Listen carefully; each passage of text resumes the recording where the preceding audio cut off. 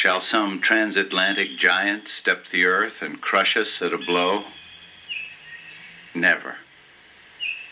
All the armies of Europe and Asia could not by force take a drink from the Ohio River or make a track on the Blue Ridge in the trial of 1,000 years. If destruction be our lot, we must ourselves be its author and finisher. As a nation of free men, we will live forever or die by suicide.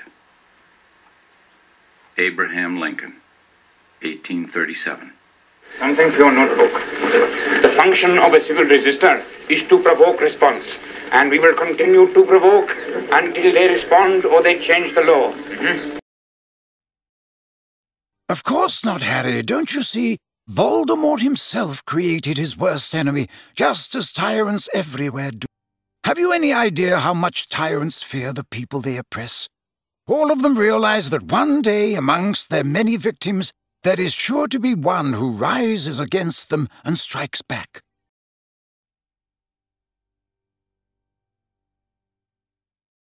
In the councils of government, we must guard against the acquisition of unwarranted influence, whether sought or unsought, by the military-industrial complex.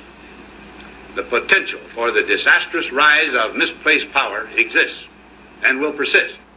We must never let the weight of this combination endanger our liberties or democratic processes.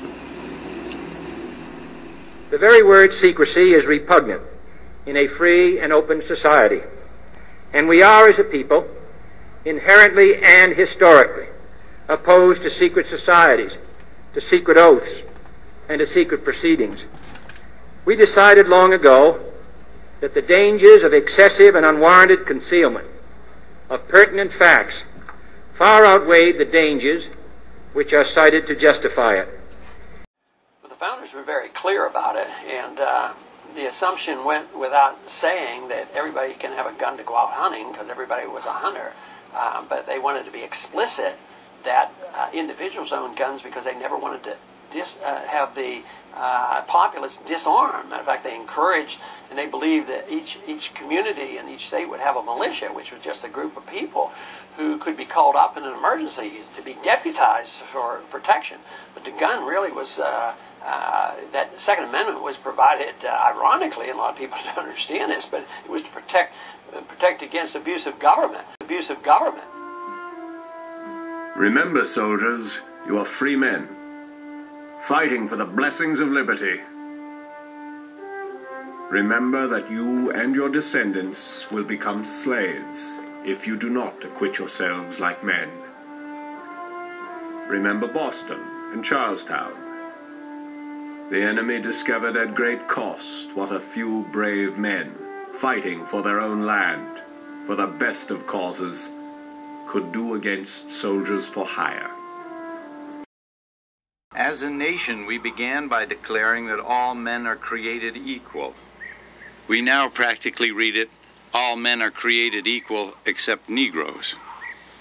Soon, it will read, all men are created equal except Negroes and foreigners and Catholics.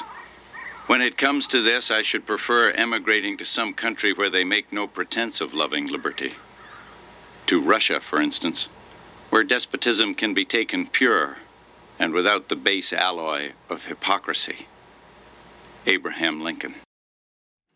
The only effective opposition is through the concerted efforts of all the provinces. By uniting, we stand. By dividing, we fall.